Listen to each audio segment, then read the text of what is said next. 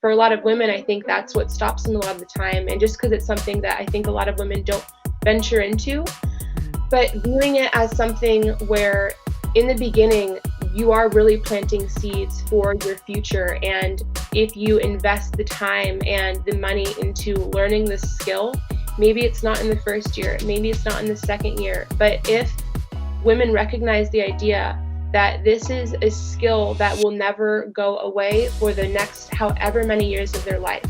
And if they start young, like 20, 18, wherever, even any time in their life, if they start young and put the time forward, and you don't have to study 20 hours a day. I think it's so important to have a work-life balance and study all the time and like as much as you can, but it's actually applying that. But if you can plant seeds and start studying now, this is a skill that will grow into giant like redwood trees for the rest of your life if you want.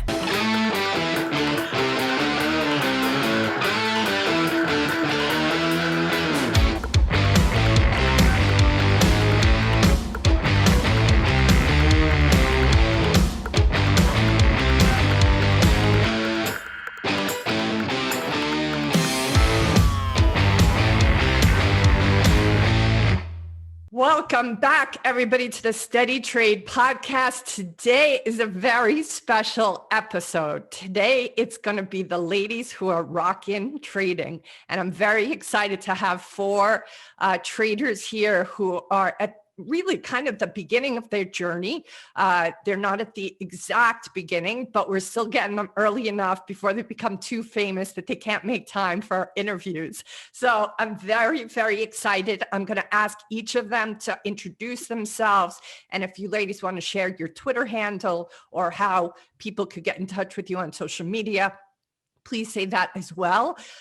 We're going to talk a little bit about their journey, about what got them interested in trading, how they stay encouraged when the chips are down. So please welcome to the SteadyTrade podcast. Ladies, I'm really excited to talk to you today. So thank you so much. Of course, Tessa Lamping we've had on before, but this is going to be fun to have all the ladies in the house. So thank you guys for being here. Thank you. Thank you for having us. Thank you. Tessa, why don't you start and just give the audience a little sense in case they haven't seen you on our podcast before. And by the way, we did an interview with Tessa. I did an interview with Tessa probably, 6 months ago? I believe so, yes. Yeah, give or take 6 months ago. So if you guys want to see, that's an amazing conversation we both have. So be sure to check her out in that episode. But please tell this audience, if they don't know you, who you are and where they can find you and how you got started in trading. Definitely. My name is Tessa Lamping. You can find me on every social media just about under Tessa Lamping, and you can even go to tessalamping.com to read more about my journey and what I'm learning over time. And I got started, I guess, my kid's almost 2 now, so 2 years ago, and I've just been studying like crazy. Last time we spoke, I had just started a live account. I was red for about 2 or 3 months. Now I've been 5 months green, and I'm thankful for every bit of it. Awesome. Thank you. Thank you, Tessa. It's awesome. No, that's part of what I think is so amazing about women is we have this ability to encourage each other and be happy for one another, even if we're not having the same experience. So Michelle, tell us a little bit about you, please. So I've been in Tim Sykes' challenge since August 2018. I worked full-time as a retail manager, so I didn't have as much time as I wished to actually study and buckle down and do what I needed to do. I was lucky enough in November, actually last year, that I was able to quit my job and study more and actually open a trading account in February of this year. So I've only got 9 months of screen time. So I have good days and bad days. It's just still all ups and downs for me. I feel like, on my bad days, I have a lot of, friends that help keep me up and, just keep me, I've got a really good support system. So that helps with me not quitting yet. And I don't think I'll quit. I love it. I really do. I just, got to build that confidence in what I know and go with that. So that's kind of. And what got you into it? I've always kind of watched the stock market only because I've got a few 401ks and 403bs, and I just kind of wanted to make more than what they're making for me a year, a couple $100 a year on those, and I wanted to be able to quit retail and not do that my entire life, because retail is horrible. I hate it. I really do. So that was a goal. And then I found Tim Sykes on Instagram, just following, seeing traveling pictures. And I love to travel, super passionate about traveling. And I was like, you know what, why don't I just give this a try? So, and like I said, when I started the challenge, I didn't get in as much study time as I had wished and hoped for, just because of the full-time job, working 40 to 60 hours a week. And, retail's different hours all the time. So it was really tough. So I've really kind of buckled down now, and that's my, that's why I'm here. Yeah. So That's awesome. That's awesome. Emily, how about you? Hi. So my socials are all Emily Curley, either that or M Curley on Instagram and things like that. I got started when I was like 16. My parents made me take a class with like Dave Ramsey, who's like super old school, like always talks about like no debt, like financial freedom. And he kind of taught all of the things that you don't actually learn in school with like retirement funds. And I remember being really young and learning about compounding interest. And I was like, oh, this is amazing. And it was like, I think it's coined as the ninth wonder of the world. And ever since then, I was just so passionate about financial literacy, because I was like, that equated to freedom for me. Especially as a kid, I was like, wow, if I just like use my money in the right way and I invest correctly, like I can be free at a young age. And if I start young, then it works out. So that was kind of my start. And ever since then, I've been like saving every penny to eventually invest when I turned 18 and now day trading. But that was kind of my start. And when I graduated from high school, I took a few classes and actually got a marketing job with a company called Puck Mutter. It's a mud run company. And I started working from my laptop, and I moved to Maui and I was still working from my laptop. So I kind of got that experience of having that location freedom and time freedom to a point. And I was like, this is really amazing, but I was still having to answer calls with people and having to deal with a lot of sales, marketing, and individuals. So this year, I was still doing that, but my boyfriend is also in the challenge group. He had heard about Tim Sykes 20 years ago or something. And he's like, I've been seeing this guy around for a really long time, and I think I want to start learning how to day trade because the market was so hot this year. So me and him ended up joining, and now we've been in it since I think August. So it's like my 4th month. But just studying every single day together, it's so fun to do it as a couple and like wake up every single day and like just trade the whole day. So if he's down, I'm always going to be like, it's just learning experience. Like everything's going towards teaching. But it's a really great support system there. And yeah, we just started a few months ago. It's still super fresh, but I am like so passionate about financial literacy. Nothing gets me going. Like just bring that up to friends. I'm always like that girl, like that nerdy girl who's talking about like money and finances. So yeah, that was my start with it. Beautiful. That's really quite special. Emily, how old were you when your parents exposed you to Dave Ramsey? I think I was 15 or 16. I was in high school. Wow, that's amazing. Yeah, what an incredible gift. Do you think that they realize now that one choice is what kind of started the domino effect to where you are now?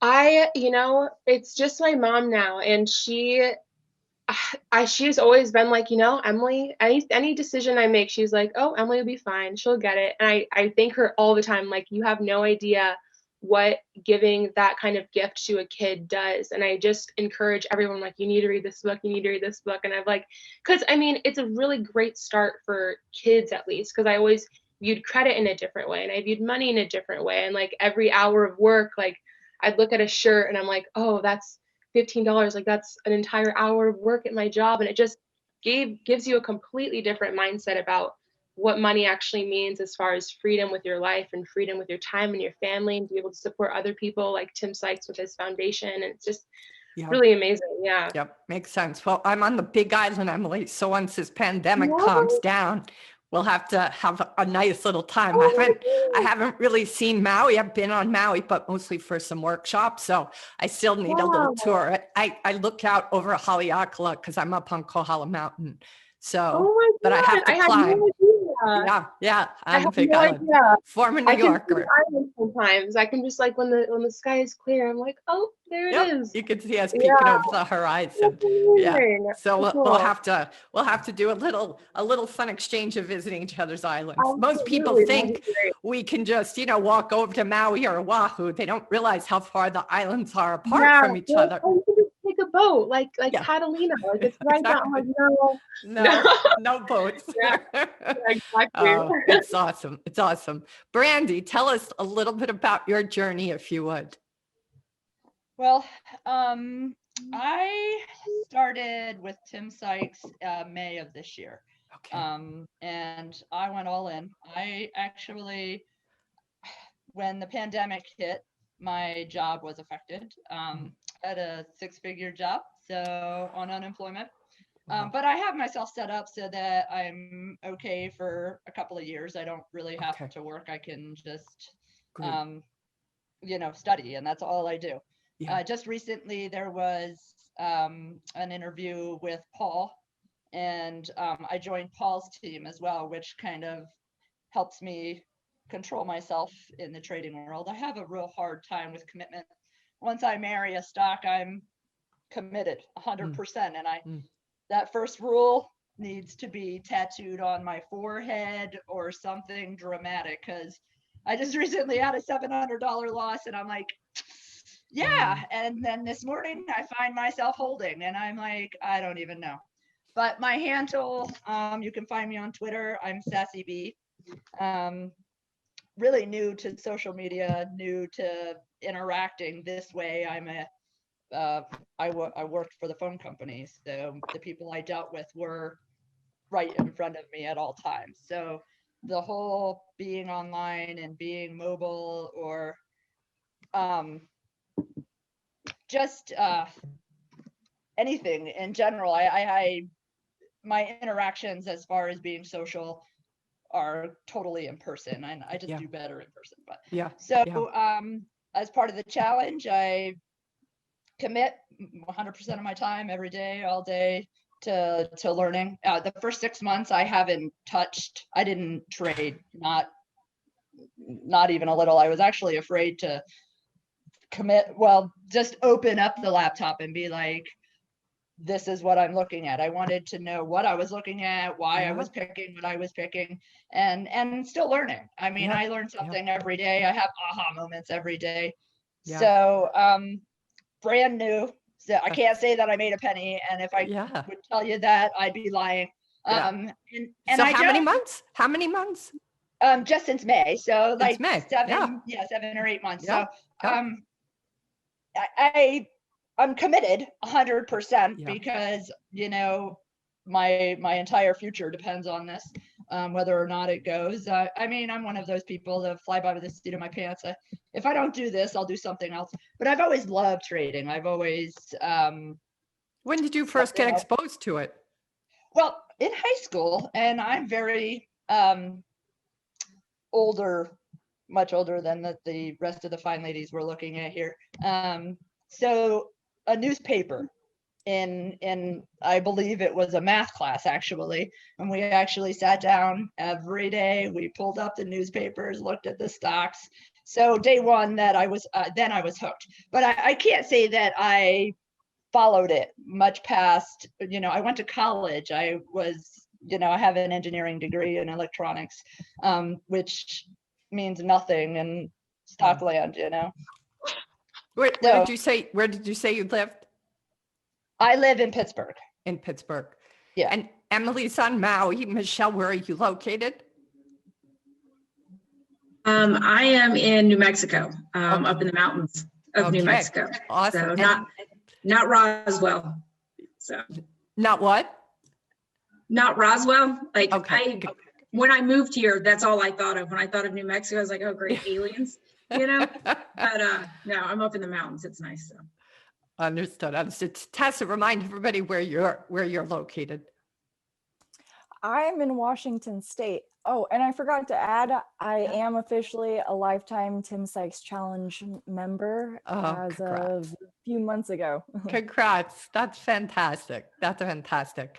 You know, ladies, this is kind of a philosophical question, but I think I'm just curious because of your own experience thus far in trading, and just for those of you that are active on social media, what do you think, if you're talking to any women right now, or young, even young girls that are watching this podcast, what is it that you think might be in the way of other women stepping into trading? What would you say would be your advice to those women who don't imagine themselves stepping into this world? What would you want to say to them?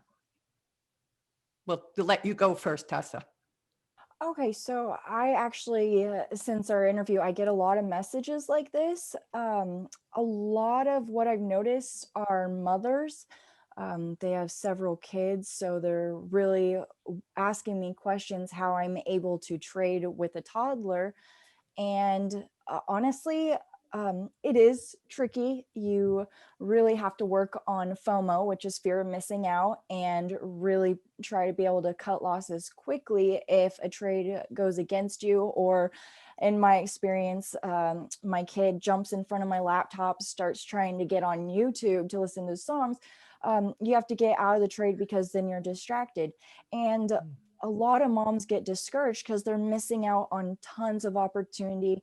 Maybe they can't study so much. But one thing that I always advise to them is, yes, you're missing out now, but your kids are going to get older. They won't be there to mess with your laptop anymore, as bittersweet as that is. So focus on the fact you are on the right track and your profits will come in the future. Maybe get your kids into studying with you, or now my kid's into listening to kids' songs. So he's learning over here and I'm now studying right next to him. And so finding that extra time to study, even if it's nighttime, and for kids who are just now getting into it, just don't worry about the parties and hanging out with friends and stuff. That'll be there in the future. If they're your real friends, they'll be there in the future. Otherwise, you'll be making so much money if you stick with this that you can buy friends later on. Oh, God, that anybody would ever have to, but I totally get it. I totally get it. So it sounds like your advice is to have a long tail perspective. Don't be expecting it to be immediate, but realize that you're planting the seeds for a changed kind of future. Exactly. Yep, that makes a lot of sense. That makes a lot of sense. Michelle, what would your advice be? And to women specifically that maybe are on the fence about this? Well, I've always been a big fan of investing in your education. So, you know, in the beginning, I was worried about spending the money on the challenge and then the lifetime challenge. But you just kind of have to look at it, especially if it's something that you're passionate about, that you just have to, you've got to invest in your own education. I mean, doctors aren't doctors overnight. You know, they have to invest all that money and time into their education as well. So, you know, I think a lot of women too kind of get in our own way. And then, you know, I'm opposite of Tessa, to where my daughter's 21 years old. So I have plenty of time now to study and everything. I just sometimes have to, I'll admit, I'm probably too lazy. But that's just kind of my laid back nature. And that's why it's probably taken me a little bit longer in this process. But, you know, get out of your own way and invest in your education. You know, a lot of people worry about spending that money to get started. Yeah. So, yeah.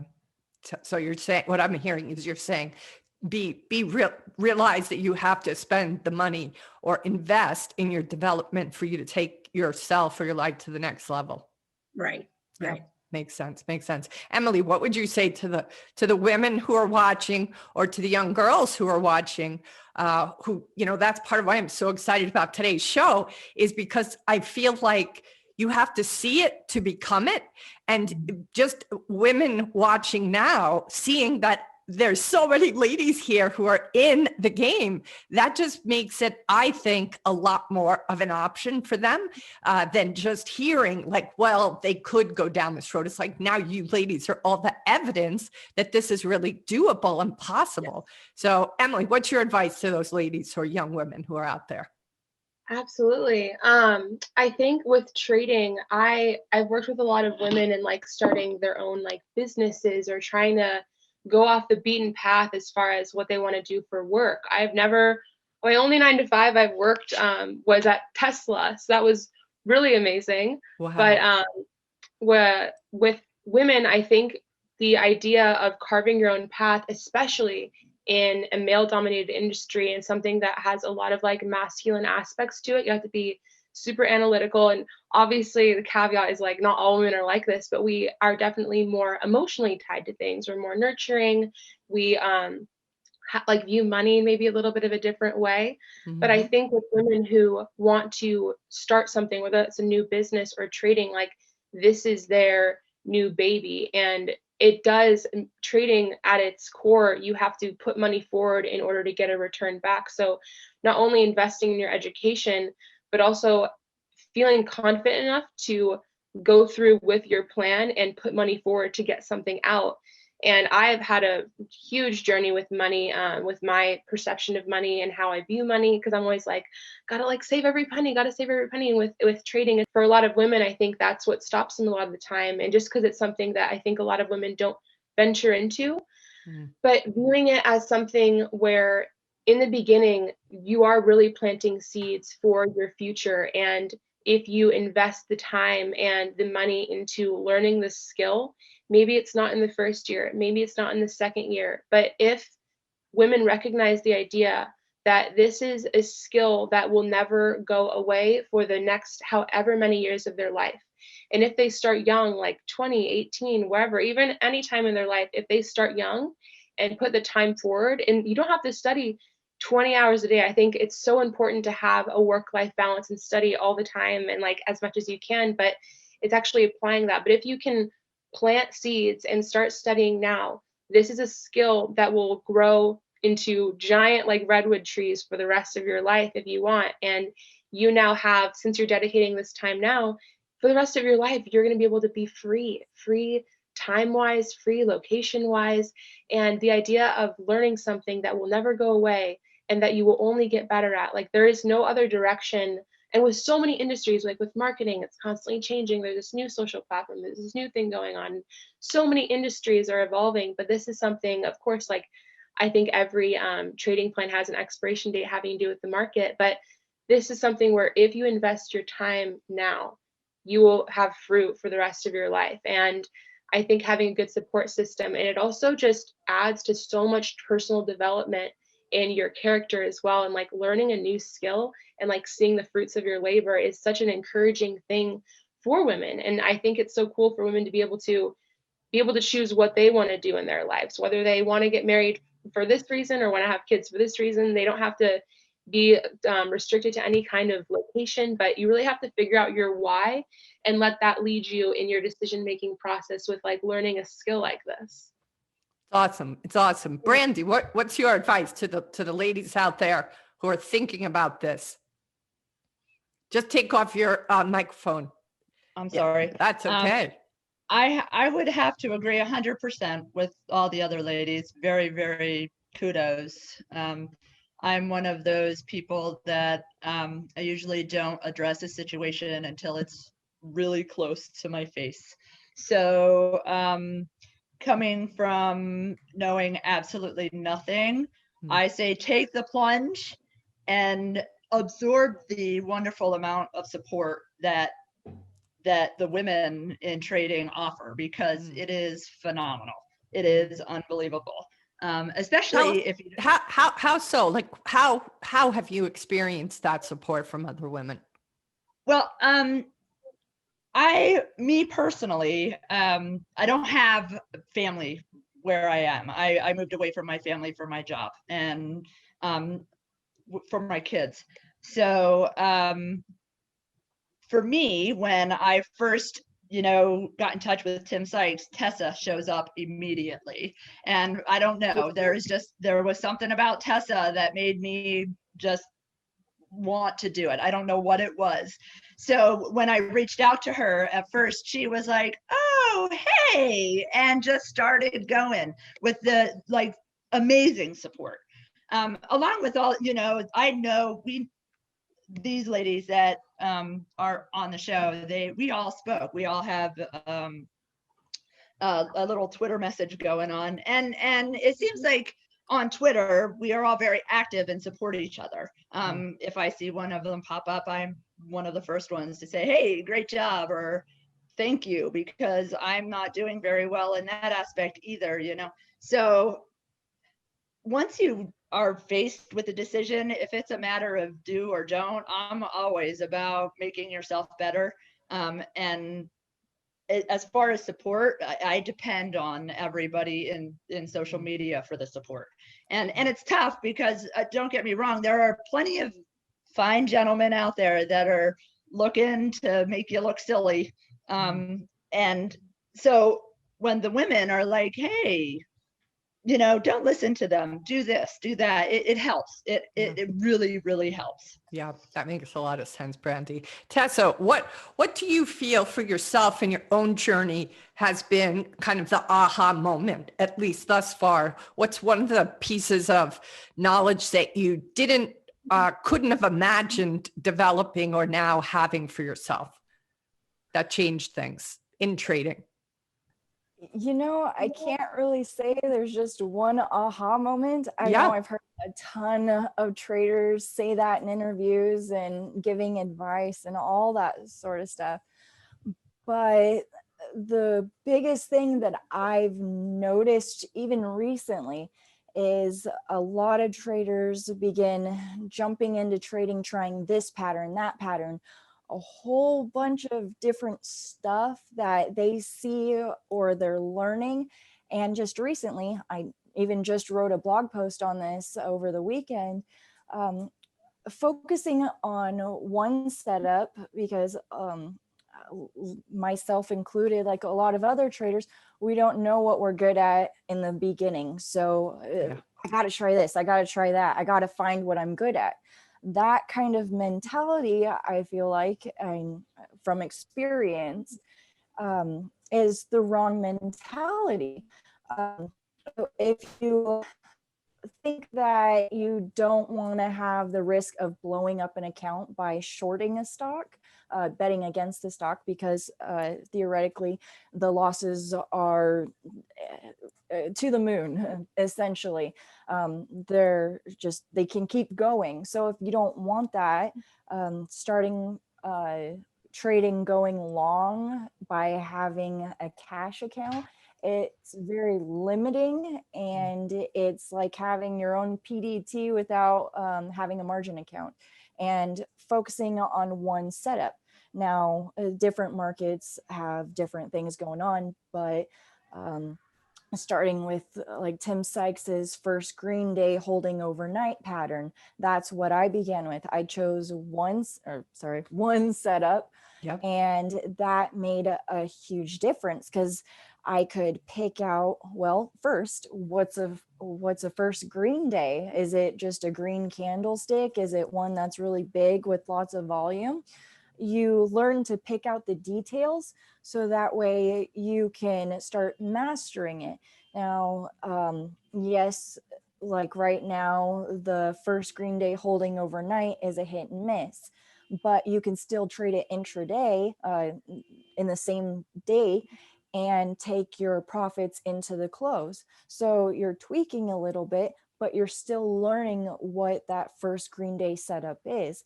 And focusing on just one setup at a time, you can learn, hey, I'm just not getting it, or hey, I've taken the time and I understand this now. So I now can trade these first green days. OTCs, listed stocks well, they are different. So that's another thing you could focus on, is the difference between the two. And that's how I've been able to grow my account over the 5-6 months since we last spoke, is by narrowing down on one strategy. Now, when we last spoke, I was focusing on morning panic dip buys on listed stocks because stocks were going crazy because of the pandemic. Well, I haven't seen too many lately, so I've shifted to Jack Kellogg's strategy, the OT swizzle, where it spikes up. It's also considered the ABCD pattern. So it spikes up, makes higher lows, goes sideways for a bit, and then spikes up again. And I like to buy in the consolidation period and sell into the spike. Now, you can find whether or not the first green day in that works, the second green day, the breakouts, but it's the same pattern and you can learn everything about that. So I would say that would be my one big nugget of information that I've learned recently, is instead of focusing and being sporadic on all these different strategies, focusing one at a time, it's a lot easier for you to narrow your focus and learn what you're good and bad at. That's awesome. Thank you for that. I think it's such great advice, Tessa. I really do. Brandi, what's your advice? Or not so much advice, but more like your aha moment that you feel, if you had heard that aha moment before you started, that you're like, oh, this is so important. I'm so glad I have this knowledge now. Well, honestly, I have 5 of them every day. But for me, it's because I constantly go over the material. If there's any advice I can give anybody, and I'll never forget my interview with for the challenge. The guy was very honest and said, it's like a fire hose of information spraying directly in your face. And that is the honest to God truth. My first, I was just overwhelmed. So if nothing else, I agree 100%, with Tessa, when you get into the blood and guts of it. But just starting, I would have to say, is start small, follow the rules. If there is nothing, I know I preach, follow the rules. I can't do it myself, but you got to follow the rules and be consistent. And just, for me, repetition, constant repetition. I'm one of those, you have to tell me 5 times before I listen. But once it's in there, it doesn't go away, I get that. It's awesome. Emily, how about you? What's an aha moment thus far in your trading experience? Yeah. So I would love to go off of what Tessa said, because that is truly what my strategy has been the past 4 months. And I started with a cash account immediately. I was kind of like, oh, I'll start with a paper account. And it's cool being with a man, because he's like, no, like start with cash, like nothing prepares you like that does.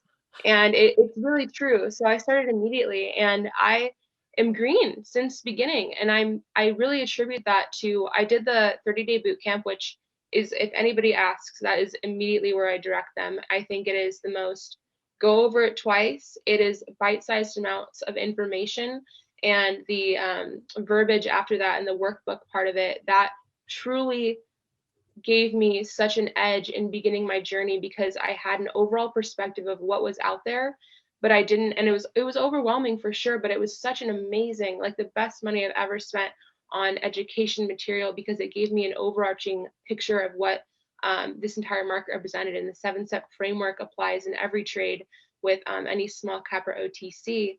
But going from there, I truly have only been researching, and I've been doing a little bit, but researching one pattern this entire time, and that is breakout patterns.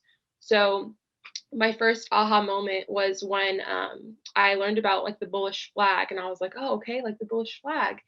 And it's where a stock basically spikes, then holds and consolidates near its highs. And there are a bunch of other factors that apply to this, as always with any pattern. But I realized that in this particular pattern, it correlated with my personality so well because the risk to reward was so high. I got in the dips of consolidation. My risk is always the bottom of that consolidation, and I always wait to see if it holds there.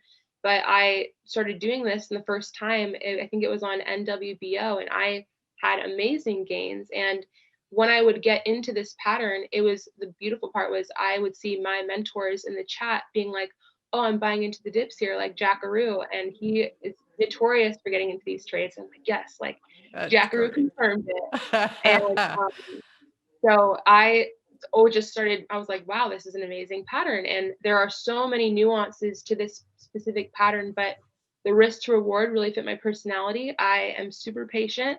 So I'd buy into the consolidation all day. It would spike into the close, and I would either get out there just to be safe or hold overnight, because it definitely is a hit or miss. I'm kind of on the tail end of like the most amazing market. But yeah, that was my aha moment thus far, and really focusing on one pattern.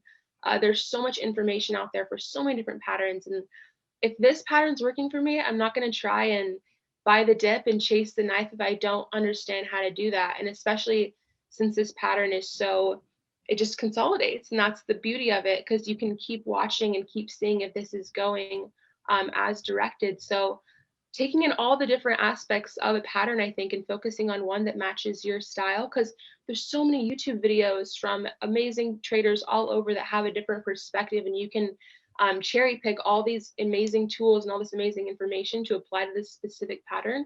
And if that's working for you, you only need, I think the best traders have 3 go-to patterns, and they know everything about those things. And it really also makes your emotional standpoint in being like during the trading day feel good, because you're not always looking for an opportunity. You're looking for one great setup that the winning percentage of that could be enough for your entire week. So yeah, Beautiful. that was my aha thus far. Great advice. Great advice. Michelle, let us know your aha moment that you wish you saw. Well, not so much that you wish you saw sooner because you just started out, but just that aha moment that you're like, I could tell somebody now to keep an eye out for. So my aha moment was probably just a couple of weeks ago, actually. I'm, a little bit older, and so I'm old school. I like to write everything down, take tons of notes. I got my notebook here. And I wasn't saving my charts. And I know this sounds like a really beginner thing, but I was just kind of stubborn. I'm like, oh, I'll just jot it all down and write it all down. And I was talking with Steven Johnson, and he was like, you need to save your charts. And so I was like, you know what? All right, fine. I'll save my charts. So I figured out how to save the charts and do all the little, diagrams and whatnot. And that's really, like the whole, like Emily's pattern that she really likes. It's kind of like, it's Tim Bowen's, red to green move, or the consolidation all day for the breakout in the afternoon or whatnot. And I can see it. So it's different seeing it on the chart than it is writing it down. Although, my old school ways, I've always learned by doing and writing, and just kind of the whole, wash, rinse, repeat. And, but yeah, the saving of the charts and going back to the actual picture of the chart and looking at it and going, okay, that's where I messed up. That's really kind of my aha. That's awesome. That's great. Good for you that you were open to that advice, even though it was not exactly what you were used to and what you kind of had found success in before. I think one of the things that is so remarkable about the concept of trading is you do have to be willing to step into discomfort, step into an experience that it's like, when you're new on the ocean, in a boat or in a canoe or what have you, they talk about getting your sea legs, you have, like, you're not on land anymore. There's a different way of walking when you're on a ship or a boat. Like, there's a different way of showing up. You have to watch your balance. If you're in a canoe, I'm in a canoe. That's a great analogy. I grew up on a boat, so that's an awesome analogy. Right. fluid, and you've got to be You able have to be fluid. It's like there's a different language out on the ocean than there is on land. And I feel like when you and just like the concept of like the men who walk on the moon, right? They don't have gravity, right? So there's this mindset that it seems it is a requirement of entry to step into trading, that you're willing to realize you're in a new place with a new language, with a new sense of energy. And how does one navigate this? How does one, you've learned all that you've learned thus far, but it's like you almost have to leave it at the gate. Yeah. And I'm very stubborn. So it's like, okay, fine, I'll do the chart saving, you know what I mean? So, but it's interesting, Michelle, you say stubborn, and Brandi spoke too about being stubborn a little bit. And I feel like Tessa, in our first conversation, you spoke a little bit about too, like you make up your mind. And Emily, I'm still getting to know you, but I sense you have a position or an opinion. You probably hold on to it too. And I almost wonder if that's the secret sauce. Like maybe we're not going to call it stubborn, right? But I'm thinking that what we could call that is a perseverance, or a sense of, tolerance for discomfort. Yeah, I love the word perseverance. I grew up on a boat, I told you, and my father, he named his second shrimp boat the Perseverance. Wow. Because we just don't tend to give up. We might be stubborn and hard-headed, and it might take us 2 or 3 years to get it, but we're going to do it, so we always persevere. So yeah. I think, in a way, stepping into a brand new world like trading is, you sort of have to be somebody who has a strong opinion, because this it's volatile. Like if like that saying of like a willow tree, like you have to have roots that are really strong into the ground, but you have to be flexible, right? Yeah. But if you don't have that anchor holding you to this sense of like, I'm not giving up, call it stubborn, but I'm thinking that's determination, Yes. Yeah. There's actually one thing, sorry to interrupt. Yeah. I was watching one of the SteadyTrade twist episodes, and I think it was with Bryce on there. And they were talking about how you can, or maybe it was Matthew Monaco talking about how he likes to be right. Well, that goes in with being stubborn. But one thing that I guess it would tie into the aha moment as well is you can still be right by cutting a loss, because you are right to cut that loss because the trade went against you. And I was like, that's a really good idea. I mean, you're still right. Maybe that pattern just didn't work out the way it could have been, that fluke that doesn't work out, or whatever the reason is, but you're still right for cutting that loss, and it saves you money. It's just perspective.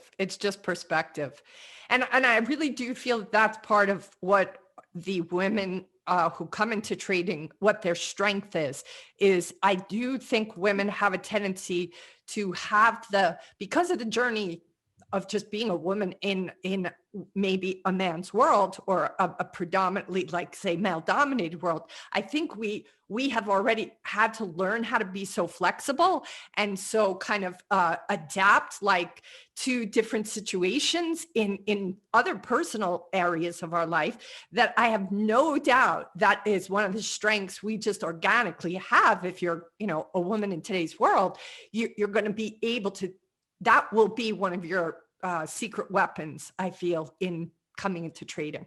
You've already been so incredibly adaptable. If you've survived your life thus far, you're damn well going to be able to take that adaptability into trading, which I think is a non-negotiable. So, yeah, I agree. All right. So 2 questions, and I'm going to ask you guys to just take them on one at a time. So I'm curious if you could just give us a sense of how many hours a day you're trading, and not so much trading, but watching the market. So how many hours a day are you watching the market? How often are you trading? So concept of day and what your week looks like. And then let's just stay there, and then I'll come to the second question. We have we've been going for about 47 minutes, so we probably have about 10 minutes, but I do have another question I want to ask. So let's start with you, Michelle. Tell me like what your day-to-day looks like and your week looks like, so people get a feel of like how you do it, time of day as well when you start. Please give us that. So I'm in mountain time, so I'm 2 hours behind the market. I get up usually at 6 a.m. I always have the market up. I'm always watching it. I did also start to realize that I was over trading. So what I do now is I'll watch the market and I'll throw on some video lessons or something on my TV in the background or something to kind of keep me away from trying, I want to chase this trade, because that's where I was messing up a lot. So I watch the market from open to close. I don't necessarily pay attention to after hours, just because I don't want to be tempted. Same with pre-market. So it's an all-day thing for me. My boyfriend works Monday through Friday, 7 to 4:30. So he's gone, I'm doing my thing. And then when he comes home, I do, because you got to have a little bit of, work-life balance. It's a good mental reset sometimes, which I've needed. And so when he's home, I kind of turn everything off for a couple hours and just spend that time with him. I used the beginning of this week as kind of a mental reset because I was over trading last week. My mom was in town and it was just too much for me. So I think it's important to have that work-life balance and not feel bad about it, Yeah. So Makes sense. Absolutely. Brandi, how about you? Well, like I said, I dedicate pretty much 100% of my time to it. I wake up in the morning. I don't get up till about 7. I learned a hard lesson where when I stopped my other job, I was in a routine. It was a very, very strict routine. And also that's, even more advice is you've got to make it your job. I don't consider it a job though, because I just enjoy it. I get excited at night when I turn everything off and I'm like, oh, I can't wait till tomorrow. Yes. And it's just something that excites me. So my day starts about 7. I check in with Tim Bowen every morning at 8:30, making breakfast. My day revolves around trading. It's kind of sad, but I don't have anything else going, and I figure, why not? Yeah, I get it. If it's making you this happy, I mean, I'm thinking, how is that a downside? Well, it is absolutely crazy. I guess it's just because my old job was very physical. And when I say physical, I go to work and I come home and just die. I mean, if it's snowing outside, I am wearing the snow boots and, the hats, the everything. So to be able to sit at home when it starts snowing outside, I can't do anything but smile. I'm like, yay! Not having to be out in the snow. Absolutely. And how about you, Tessa? What's the day look like by way of paying attention to the market, especially with your responsibility to take care of your 2-year-old? Yeah, so it's definitely changed a ton since last time we spoke. I'm focusing only on OTCs right now, not morning panics, nothing, just this one pattern. And so I'm waking up at 9 a.m. Eastern now instead of pre-market hours, because OTC trading doesn't start till 9:30 a.m. Eastern. And I'm watching the stocks sometimes just the entire day and none of the patterns show up, or maybe after 15 minutes they'll show up. And OTC trading is a lot slower when it comes to my pattern than trading panic dip buys, which are usually within the first 15-30 minutes. I can be holding a position for 10 minutes, 30 minutes, an hour, 2 hours. It just depends how long it consolidates and spikes. So I'm always watching the markets because now I figured out how to hook my laptop to the TV. So I got a TV for my kid. I got a TV for my stocks. I have TVs everywhere or laptops everywhere. I'm checking the challenge chat on my phone to hear what OTC is hot right now so I can see if it's fit my pattern. If I'm in the car, I got challenge webinars going since I made it through all 6,000 plus video lessons. I'm now working through all the challenge webinars. And so they're just constantly playing. Like I was listening to them on the drive here. I'll be listening to them as soon as this interview is over. Yeah. I sleep with them on. Every time I wake up, I'm replaying where I start or where I fell asleep at. Yeah. I have my entire wardrobe now. Yes, I saw the StocksToTrade shirt. Yeah, for those that are listening on iTunes, guys, she's got on a StocksToTrade t-shirt. She's all in. She's all in. Yep. I got a coffee mug, sweatshirts. Oh, and it's so StocksToTrade and Carmen Gowa stuff for charity. But my life is all trading. And that's pretty much all I talk to my parents about, my grandparents. My kid has watched so many of Tim Sykes' video lessons. He now says, study.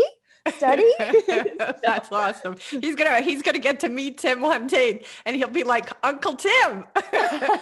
And Tim will be like, who are you, kid? And he'll be like, he'll know everything about Tim Sykes. He'll be like, Uncle Tim. Well, I think Tim knows him too now. He's been watching Christian Grow since he's little, retweeting all the pictures That's of right. Christian studying. And so some people have even joked saying that he'll be calling Tim Dad. Yeah, he probably will. He probably will. In Hawaii, anybody that's older than us, we call auntie or uncle. So I absolutely see your son having this big impact of knowing his voice, probably listening to him in utero too. He's I'm still waiting for the cuss words, Tim. Keep them going. Yeah, exactly. Oh, that's right. Those curse words. Just remember, some of the kids around are listening. But this is the finance world. Having been in it for 24 years, I curse like a sailor now. And there are times when I've listened to some interviews and I'm like, oh my God, the people who don't understand the finance world are going to be like, wow, she's got such a mouth. But it's just part of the but my understanding is that actually people who curse a lot supposed to indicate they have high intelligence. Just for the record, ladies, just for the record. I should be super smart because I have a sailor's mouth as well. I'm with you. Well, shit, it's a good thing you don't have to be smart to trade because I don't actually cuss that much. Oh, that's so funny. You're hilarious. All right, Emily, how about you? Let us have a sense of how often you're watching the market, what the day-to-day or week looks like by way of your practices. Yeah, so I definitely have a unique situation because, as you know, living on the Big Island, the market opens so early in the morning. So half the time, we just started with daylight savings now, but I'm waking up at 2:30 a.m. Every single day since we started, and the market opens at 3:30 a.m. So I'm normally waking up 2:30 or 3, and then the market opens at 3:30, and pretty much there is nothing else going on in the world. We're on an island in the middle of the ocean, and it is just quiet. Watching the sunrise every morning, but I'm truly blessed in that way because you don't really have FOMO during the day because it is so early. Yeah. And by the time the market closes, it's only 10 o'clock in the morning. Yeah. And you've already had an entire day of trading. So I'm not only watching the market the entire time. Me and my boyfriend trade together. So we have the challenge chat room on our TV, and we're watching the market, watching the chat room. I'm kind of studying to see my pattern show up, but also watching that pattern show up for other people and just taking notes of what's going on. I love to look at macroeconomics as well during the day because I love my long-term portfolio as well. And I'm always trying to see what's going on and what the sector rotation and what's going on other parts of the world. But I'm pretty much trading the entire day. When it's slow, we'll normally do some yoga, do some stretching. I've been getting in the habit of every hour we have a pull-up bar, but I'll either do push-ups or pull-ups just to get blood flowing and I'm a yogi at heart. So I love yoga, and I'm always trying to make sure my posture is good and get blood flowing the entire day. But right around the lunch hours for trading, we'll take a little break, take a shower, make breakfast, watch the sunrise, just try and have that work-life balance while also being present for trading. Yeah. And then since the market closes relatively like in the morning for us, we study during the day, absolutely. And I study on my own, and he studies his patterns. But I truly believe in the idea of work-life balance, always have. Like, that's why we're doing this, because we make money from our laptops anywhere. So right after the market, I'm at the gym every day. I love it, whether it's cycling or weightlifting or whatever, we always do that. And then we're both really avid watermen. So surfing every day, paddle boarding. I love to free dive in the ocean and go snorkeling and hiking. Like, we're in such a beautiful place. So always making sure we're enjoying every single day in some way together. And I didn't hear paddling in there, Emily. You're not out in a 6-man canoe or a 1-man canoe? I haven't yet. I would absolutely love to try like the traditional Hawaiian canoeing, but I've just gotten a paddleboard so far, but I would love to try. You'll be great at it if you do a lot of stand-up paddle. You'll see how valuable that will be to you being able to be a paddler. Absolutely. Yeah. It's winter time now, so the waves are getting pretty good, and we're right on a break. So it's like, if anyone is listening to the surfer, it's like, if there are waves, like, we are definitely going. Like, even the only thing that can stop us is the market being really good, or us doing the trade. That makes sense. That makes sense. And what time do you go to sleep so that you can get up at 2:33? So at night, we're probably starting to go to bed around 7 o'clock, but we're going to bed between 7 and 8 every single day. And we're both like, we don't really party or do anything like that. So, and we both have always woken up really early. So yeah, it's definitely, it's all the best things in life, what we're doing every day for at least like your soul. And I think learning every day and being on a learning curve with your partner and growing with your partner is like, it's been such an amazing experience. So I feel super blessed and grateful for that.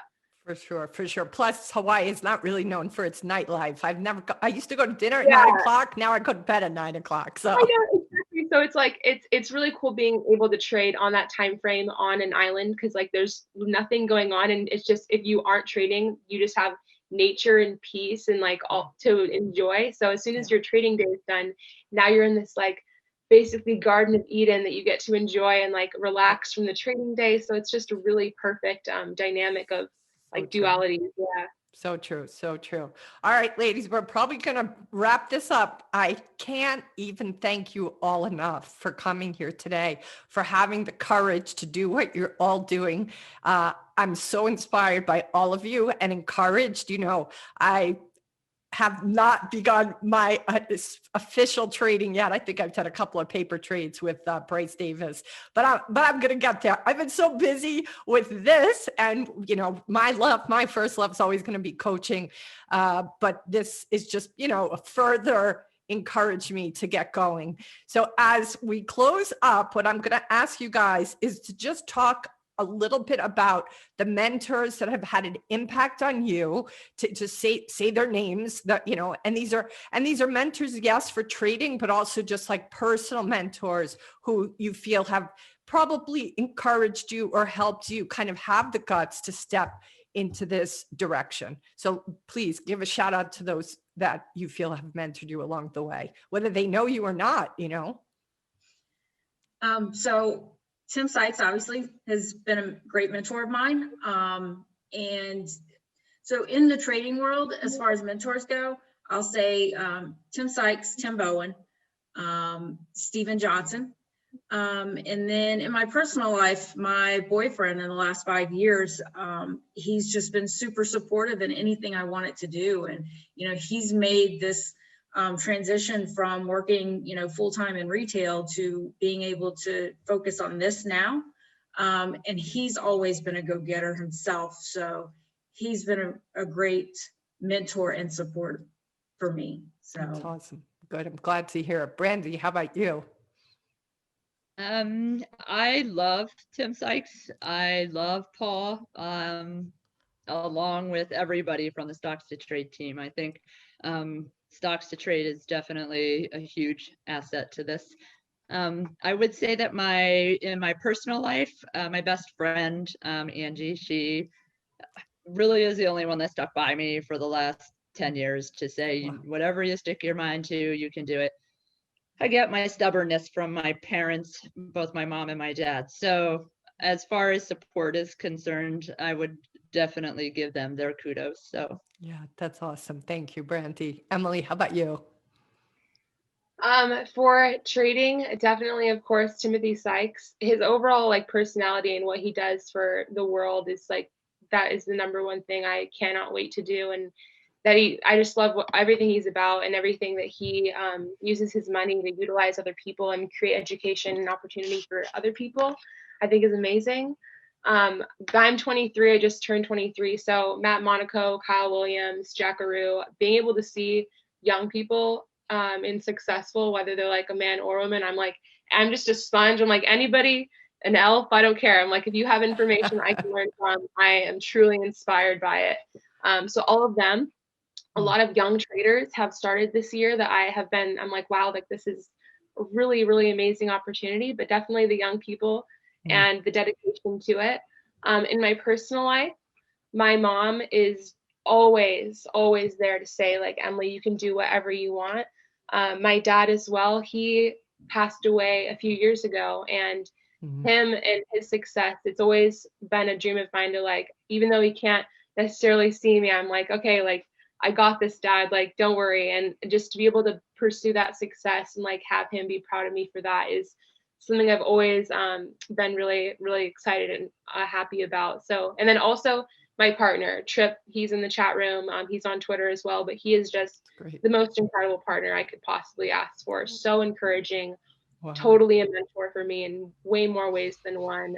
Just the best trading partner, the best adventure buddy, always encouraging me philosophically with my personal development, has my heart, has my back. Like, just having a partner like that is truly, truly special. So, and then having a supportive family as well. But yeah, all the trading out there, it's good. That's awesome. Awesome. Tessa, how about you?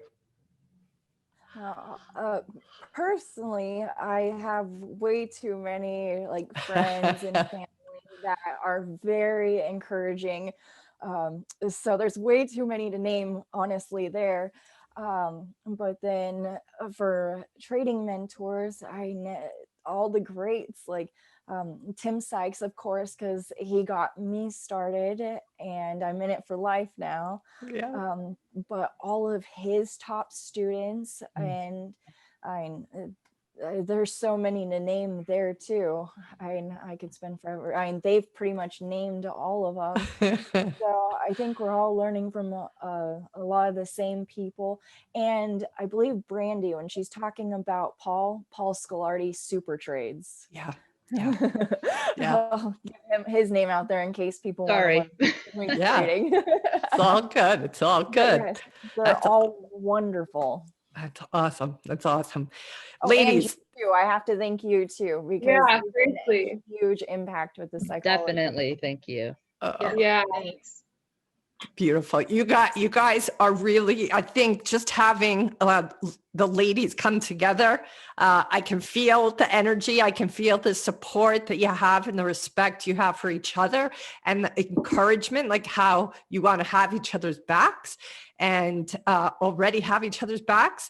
And my hope is that every woman watching is inspired. I know they'll be walking away inspired from all of your stories and from your journey. So thank you for coming today. Thank you for sharing, what it's been like. I know we're only getting a small window into all that's afoot for you. Please all stay in touch with me. And then maybe we can come back together, 6 months from now or a year and check in. Absolutely. Yeah, okay. absolutely. So stay in touch. And, just know that you and the impact you're having beyond even just your own personal, you're taking complete autonomy over for yourself and your life and the direction.